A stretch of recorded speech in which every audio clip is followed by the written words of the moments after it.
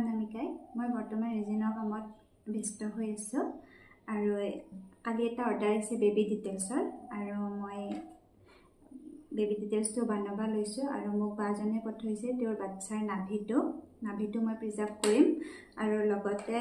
photo দিম যদি আপোনাৰ ওচৰত নাভি বা প্ৰেগনেন্সি কি যিকোনো বস্তু এতিয়া আপুনি স্মৃতি হিচাপে বাকচত ৰাখি থৈ দিছে তাক বাকচত নাৰাখি মোলৈ পঠিয়াই দিয়ক আৰু মই আপোনাক ৰেজিনৰ সহায়ত চিৰদিনৰ কাৰণে প্ৰিজাৰ্ভ কৰি দিম অকল বেবী ডিটেইলছ বুলিয়ে নহয় যদি আপোনালোকে বিয়াৰ বৰমালা ফটো ফ্ৰেম বা আপোনাৰ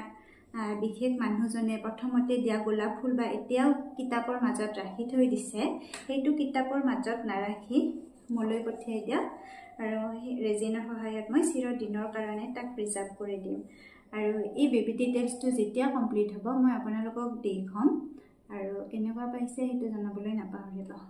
বাই বাই